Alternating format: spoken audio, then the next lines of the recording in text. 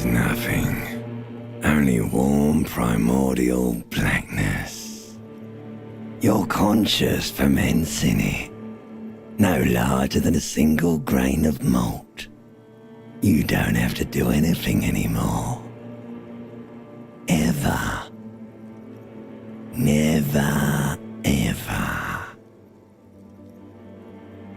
Never, ever, ever, baby. An inordinate amount of time passes. It is utterly void of struggle. No ex-wives are contained within it.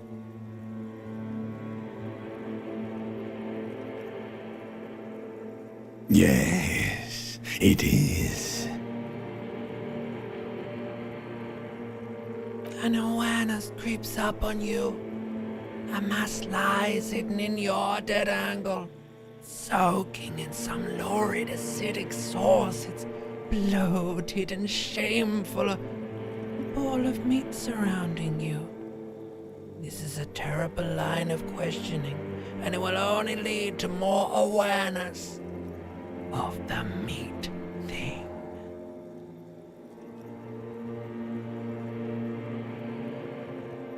Ex-love, ex-tenderness. It is foolish of you to resurface to the loss. Not after all the damage you've suffered to get here. Some of it irreversible. Stay. Sail with me through the abyssopelagic zone. Alright, nothing town to fuck all borough.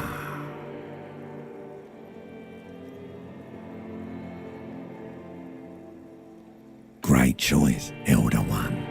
It has always been like this, and it always will.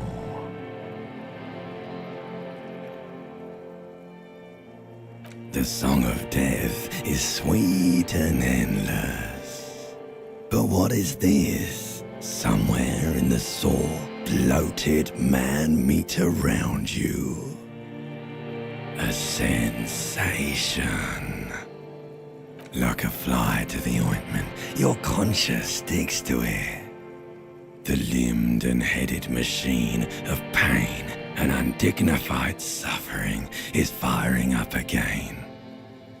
It wants to walk the desert, hurting, longing, dancing to disco music.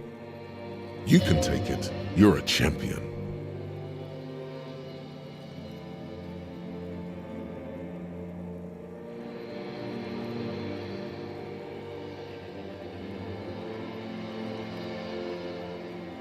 The stench of liquor rises from your mouth, and with it, an ungodly headache.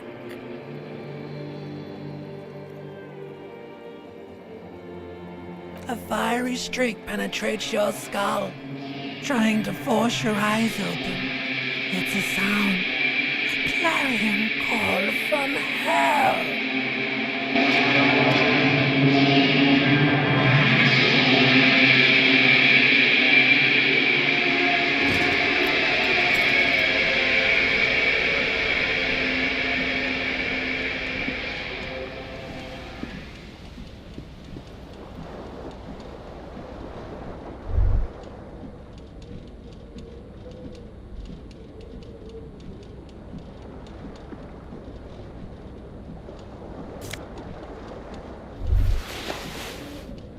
You hear a jingle. Keys are clinking in the pocket of your flare-cut pants. It says, whirling in rags, on the aluminium keyring. There is a single key on the ring. The number 1 is etched on it. It should open the door.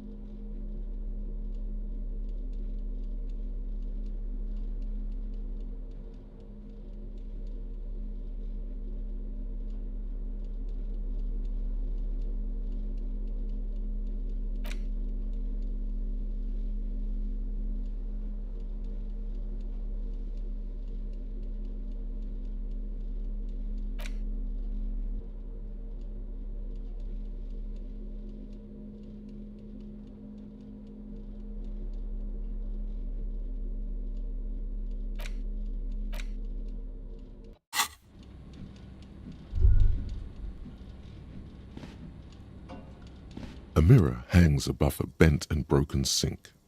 In a fierce discharge of masculine energy, someone has ripped half the faucet off. Hot water sprays from the base and steam covers the mirror. You cannot see yourself, just the outline of a man. Suddenly, you realize you have no memory of the face that awaits you there, underneath the soft vapor. Really, all recollection of the person you are, the people in your life, and even the world you're in has drowned in a sea of blood alcohol. This was no mere night of drinking. It was a deluge of world-ending proportions. As you slowly reach your hand towards the surface of the mirror. Abort. You clearly have not thought this through. You won't like what you see there, and you will never unbecome it. Yeah, there is definitely something wrong with it. Where to even begin? There is the bloatedness, then the swollenness. It's like there's an upholstery of alcohol underneath your skin.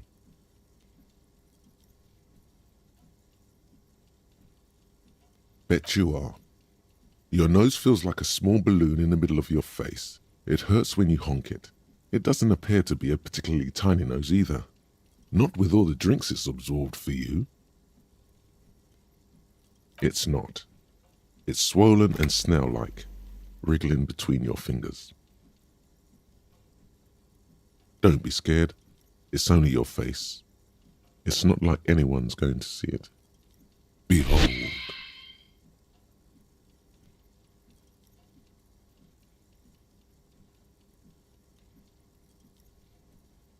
You have no idea who this thing is, do you?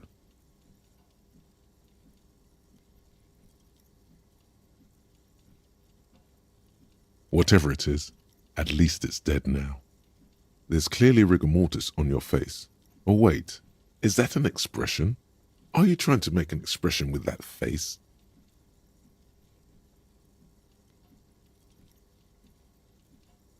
Please stop. It's horrible. You're scaring yourself. Oh my God. You can't stop. It's like it's not even voluntary anymore. You have worn that grin into your face and now it won't come off. What does it even mean?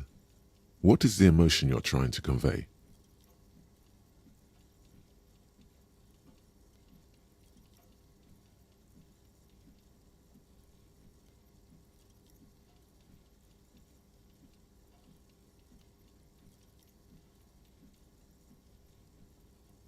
There might have been, 10 years ago. It's little more than a cadaverous spasm now.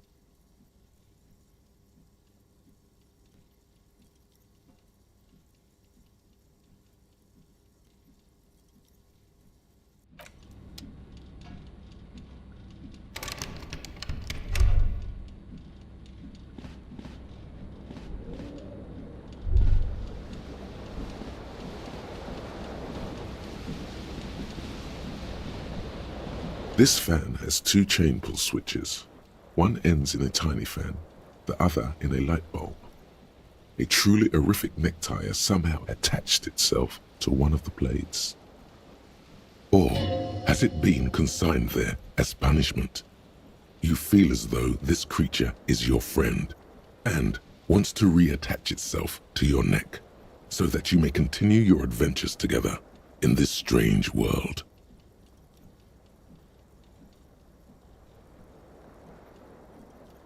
The blades come squeaking to a halt. It should be easier to reach the tie now. You swoop up and catch the tie. Snap. It's released from the blade. Warning, warning, the necktie is no longer contained. What you have in your hand is a fantastically colorful tie with 4 or 5 different patterns. The knot reminds you of a noose.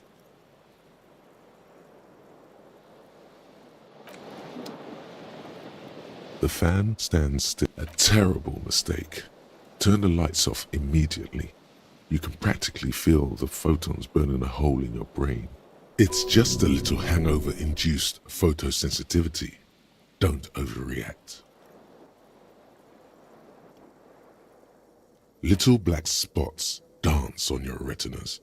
It's almost pleasurable.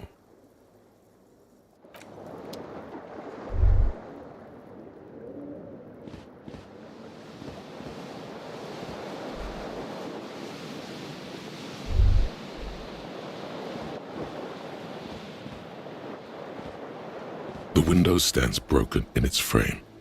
Cold wind blows in.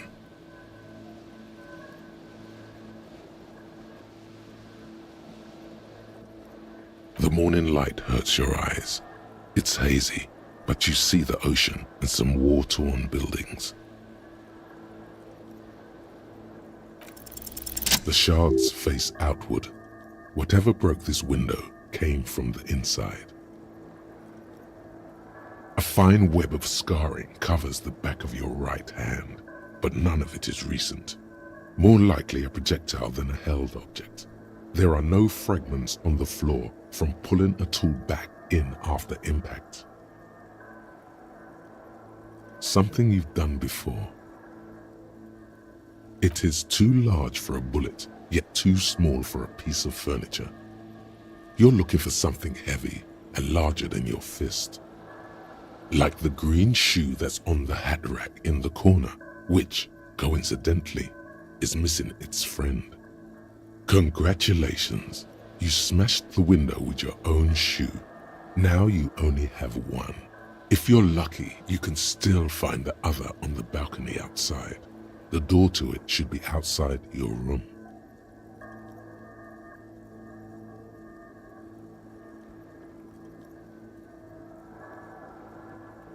You mean someone else took your shoe off and smashed the window with it? The window agrees. Its cracked smile is cold and sparkly.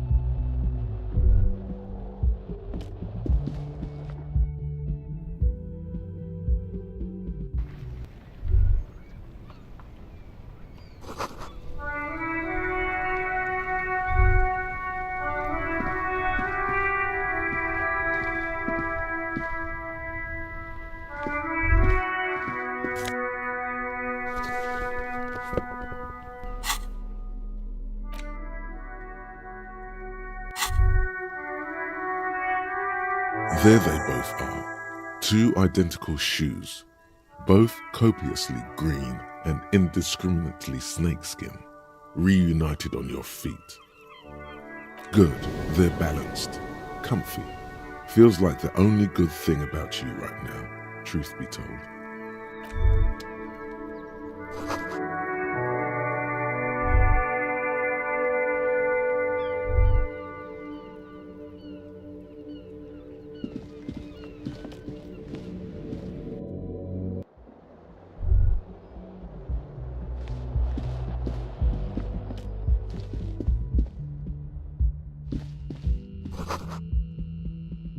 Hello, officer. The young woman raises a cigarette to her lips.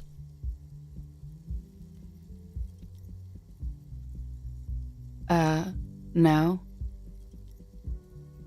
There's only one solution to this. You're a businessman.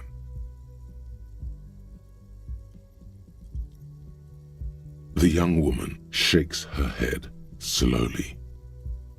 No. You're a police officer, sir. I am, yes. Unless you've been feeding us a set of very well-rehearsed lies all this time. You've been here for 3 days, on official police business, no less. Couldn't say. In truth, so far, mostly drinking.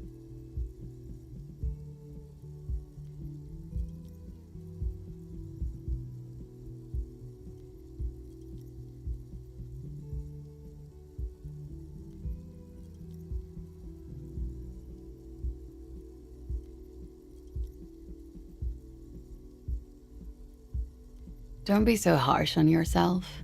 They let almost anyone be a police officer. A glib remark. Don't let it stand. Assert yourself.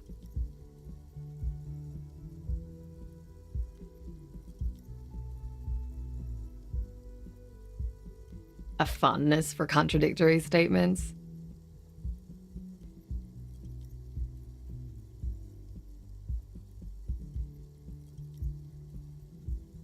Extraordinary. Could it be because of the drinking?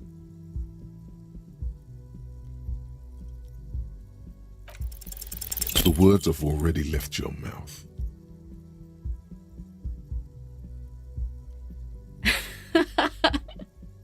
What was that? That's not even how words are used. What did you say? Come on, say it again. No, you see, that's not what you said. You said... Come on, man. Freddie, please. One more time. Don't back down now. Say what you said again. Proudly. Goddamn right you did. You crazy asshole, you. What kind of cop are you?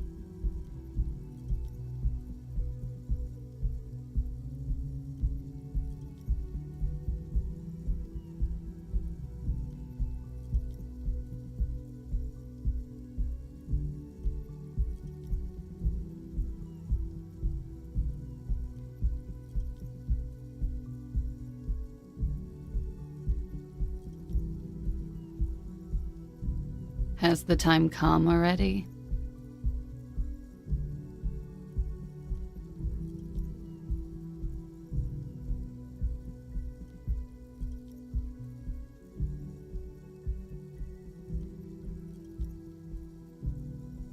You're one intense cop. Anyone ever tell you that?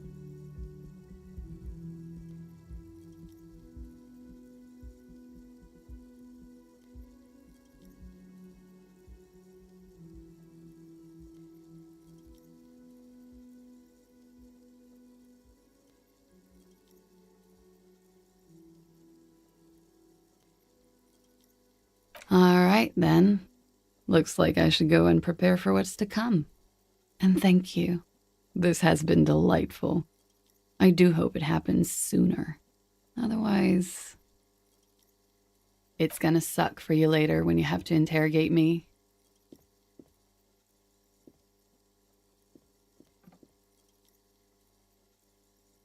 And for the record, no, I didn't do it.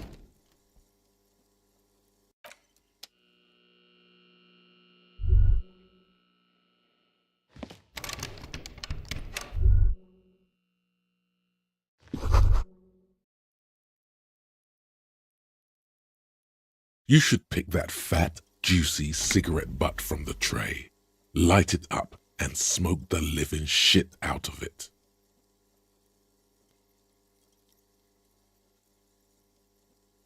The living shit. Your mesolimbic reward pathway does not mince words. It wants smokes. Who knows what you are? A monster, a murderer, the gnome of Jeroma? You feel like a smoker, especially when you look at that juicy, succulent, seductive cigarette stub, still smoldering deliciously. How very astute of you. This renders it ineffectual. You should look for a whole cigarette, or better yet, an entire pack. Strike that, a carton. Make sure they're all healthy and able-bodied, then smoke them all. The idea seems to make your neck expand. Suddenly, the garish tie feels very snug. Or you could not do that. No one is making you.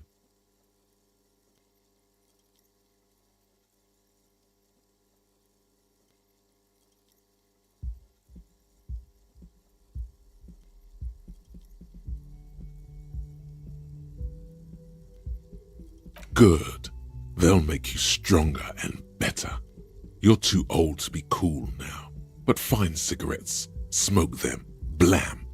Instantly a cool renegade man. A mystical red dragon with smoke rising from his nostrils. Plus, smoking them gives massive bonuses.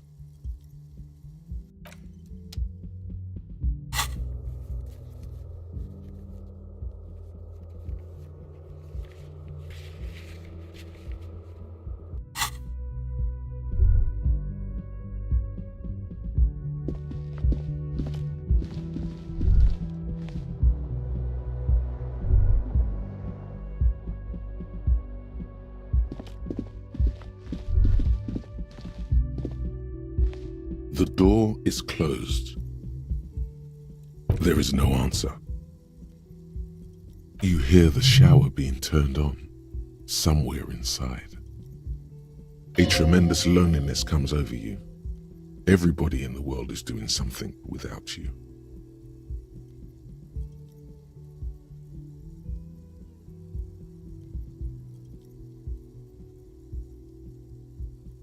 The door does not care. The door probably thinks you're a has-been loser too. You feel your funny necktie becoming tighter and tighter around your neck.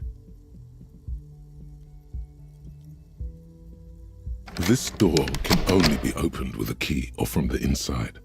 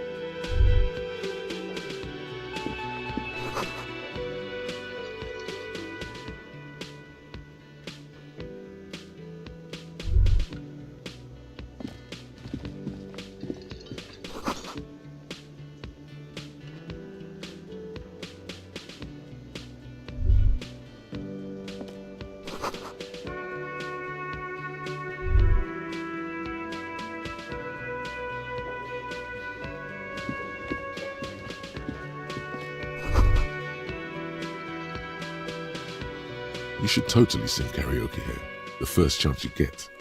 Your emotions need to be expressed. People need to know your vast, oceanic soul. Utterly, and it needs to be heard.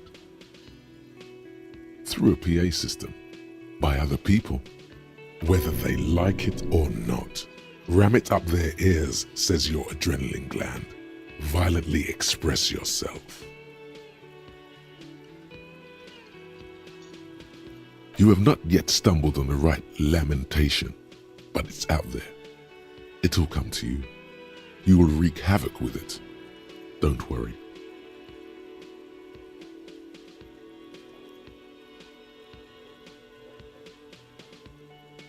Serves them right. Wipe that smirk off their face with your sad, tragic song.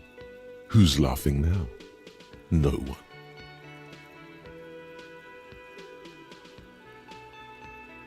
You have to find something tragic to sing first, though.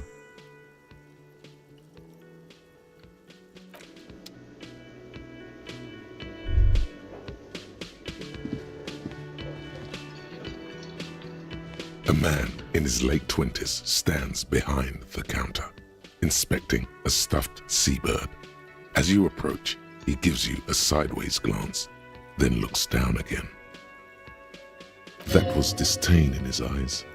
Even now he's purposely ignoring you. A competent work of taxidermy.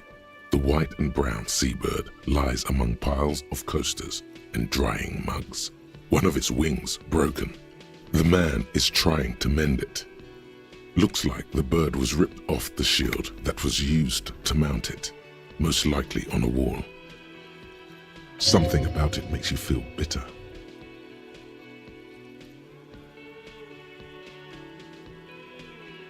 Look, your buddy is over there.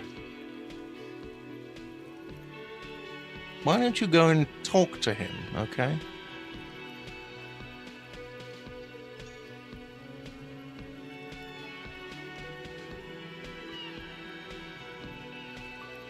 He pretends not to hear you, concentrating on the bird instead.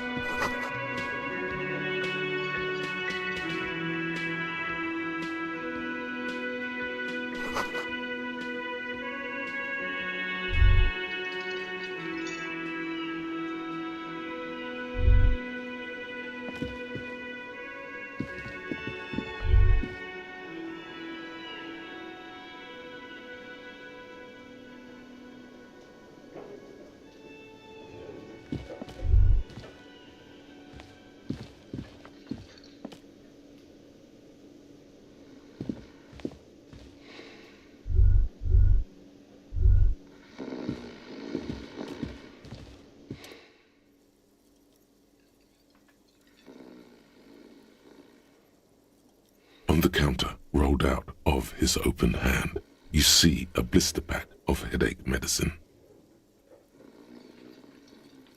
The man does not mind. You probably need them more than he does. You've just picked up some magnesium. This item is stored in the bottom left corner of the screen above your character portrait. Use magnesium to heal your morale if you have morale damage. You gently shake his shoulder, but nothing happens. This man could probably sleep soundly in a ship's engine room.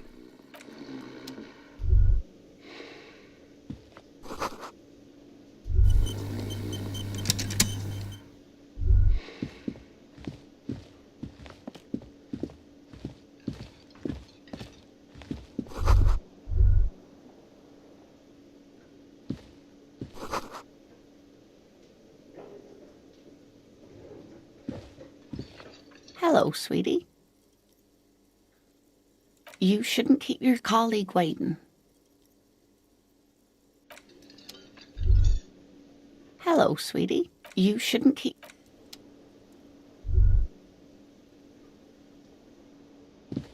A bespectacled man in an orange bomber jacket is tapping his foot on the floor. Looks like he's waiting for someone. As you approach, he narrows his eyes and extends his hand in greeting.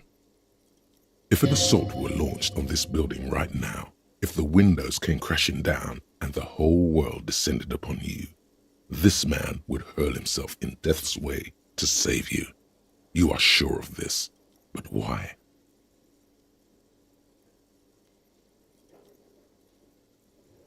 Hello, I'm Kim Kitsuragi, Lieutenant, Precinct 57. You must be from the 41st. You realize he's waiting for your name. This is your chance to come up with a really good name for yourself. Get creative. Conceptualize.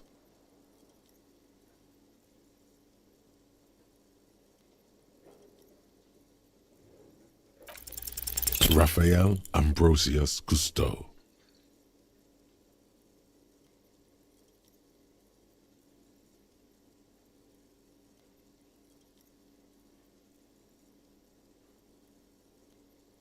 You instinctively run your hand over your multi-patterned orange tie. The sensation of wrinkled silk somehow makes the name sound even cooler. More classy! Raphael Ambrosius Cousteau is one classy name, and you're one classy cop. Yes, well.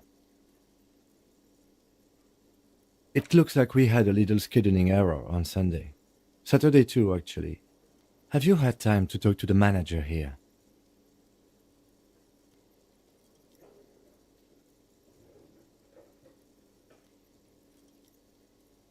If you don't mind, we should talk to him again. Ask him for a rundown of the area.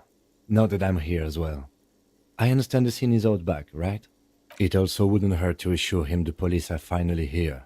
In full force, I mean. Have you mapped out the initial interviews?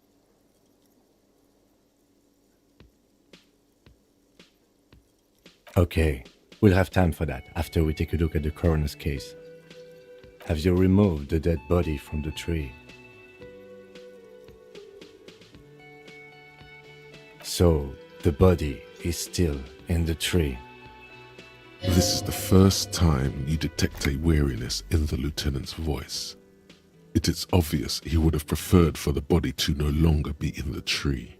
Where it has been hanging for 7 days straight. We should go there as soon as we are done talking to the owner.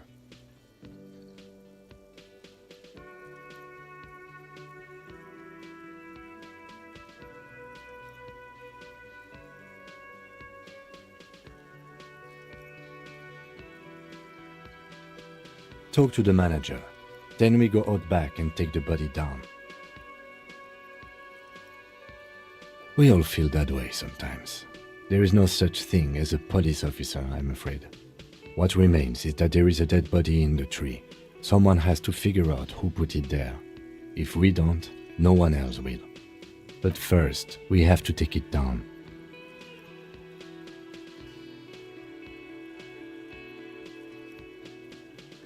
I was sent here to meet a detective from Precinct 41. You have the insignia of the Citizens Militia on your sleeve and on your back. I suppose you could be impersonating him.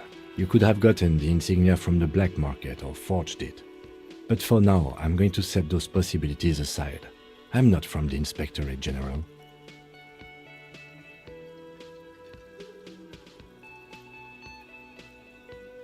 Internal Affairs. And I'm not them. I'm from Criminal Investigation. Yes. They're not just white rectangles. They bear a halogen watermark with the letters RCM and a pattern resembling the street grid of Revachol West. I would ask you to step into the headlights of my motor carriage, but again, it's none of my concern. I just need you to do your job. You mean you don't have a badge?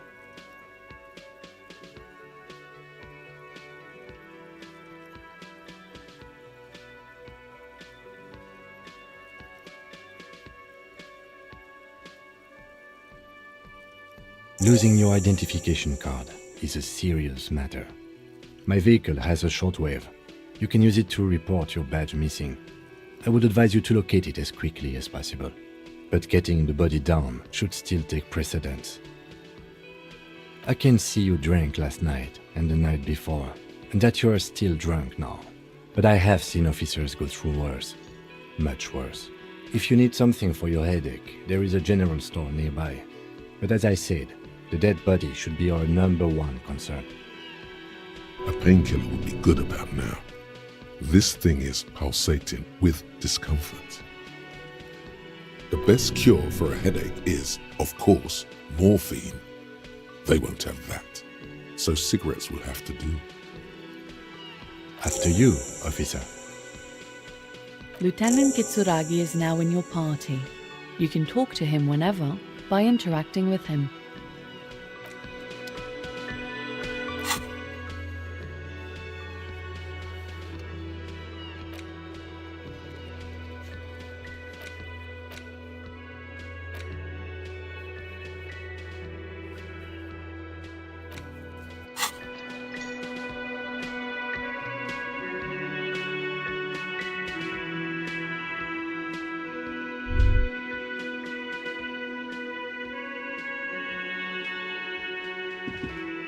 Hello, sweetie.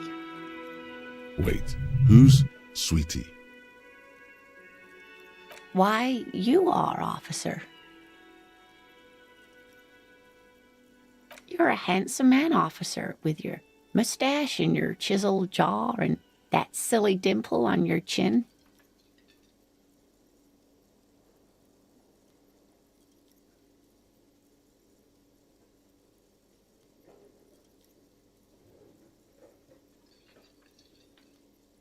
I'm sorry if I was being overly familiar. I know we've only just met. You must forgive me. I'm getting so scatterbrained. I completely forgot to introduce myself. I'm Lena. My husband Morel and I are staying with our friend Gary just down the street, but I come here for tea when they're away. This Lena is wacky enough for the motley crew. Hire her on the spot.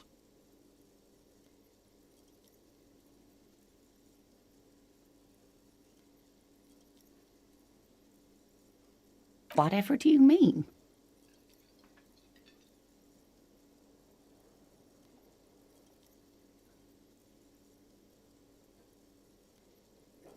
Oh, no. I haven't smoked in years.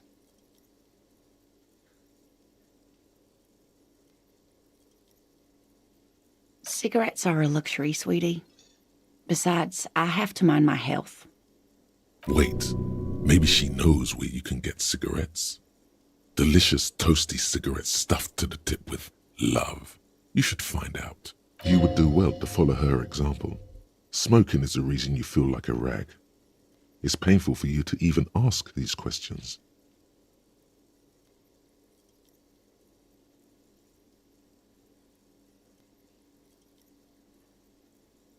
An old woman in a wheelchair just doesn't look good holding a cigarette. Though I'm sure it lends you a roguish charm, sweetie. Yes, dear. I'm a paraplegic.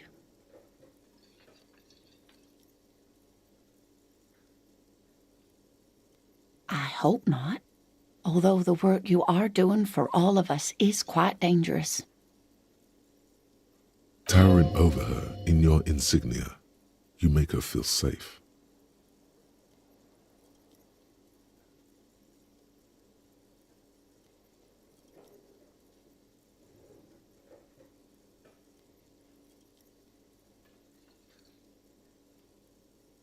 Actually, this machine is broken. It means I can't use my legs. I was in an accident some years back, injured in the line of duty, as they say.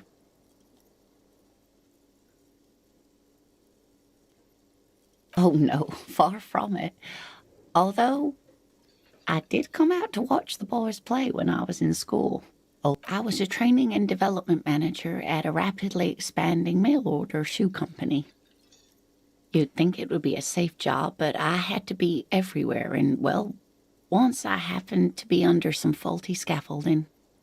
I was lucky. This was almost 20 years ago, and I was compensated exceptionally well.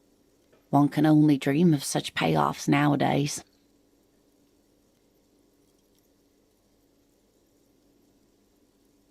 No problem. There is no bitterness in her voice. She accepted the curiosity her condition inspires a long time ago. Yes, officer. You look rather dazed.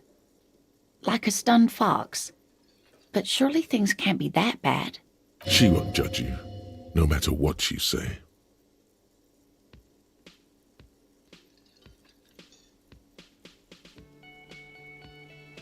Oh my.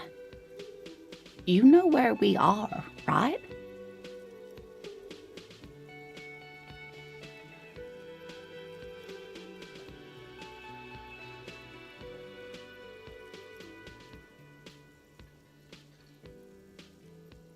Now. We are live in a hostel called the Whirling in Rags, and the Whirling itself is in the city of Revachol. How would I even begin to tell you? Revachol is the most beautiful city in the world. We're fortunate to be here, you and I. I haven't seen very many other cities personally, but everyone says so. Revachol is a rare jewel. This city used to rule the world, though it has seen better days. Speaking of history, you know what year it is, yes?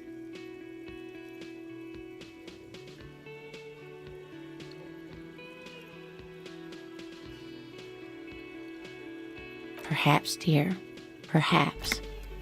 But for now, it's just the spring of 51. She is perturbed by your not knowing what year it is, but not by your mention of the apocalypse.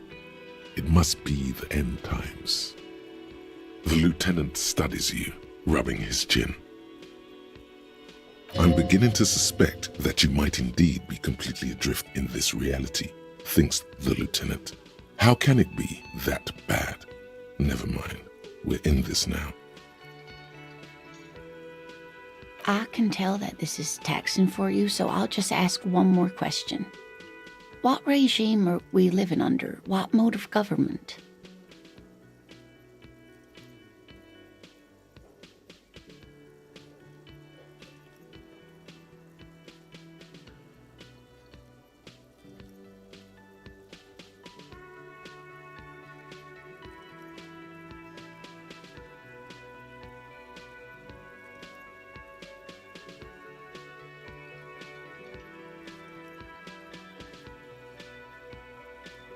Oh no, nothing like that, dear. Revachol is a zone of control led by an alliance of foreign powers called the Coalition. We have almost no government of our own. Certainly no machines.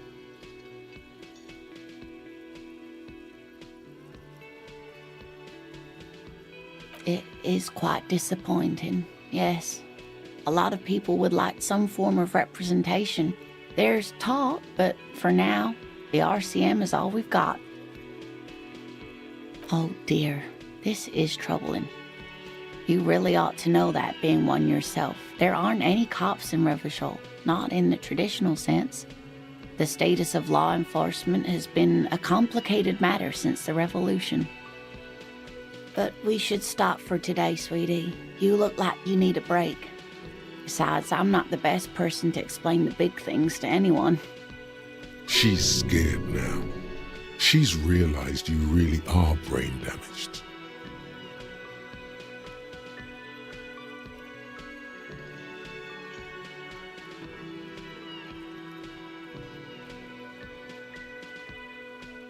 You didn't do too well, dear. It does look like you're having trouble remembering things.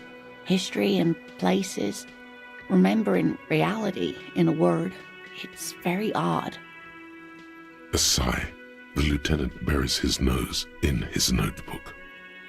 But maybe a fresh set of eyes is what the world needs. And while I'm no doctor, such bouts of amnesia are often temporary, so I wouldn't worry too much. She means this sincerely. Worrying won't do you any good. A defeat, I'm afraid. The people of this archipelago tried to build something new, something different. The rest of the world didn't like it, so they came and ended it. This was 42 years ago.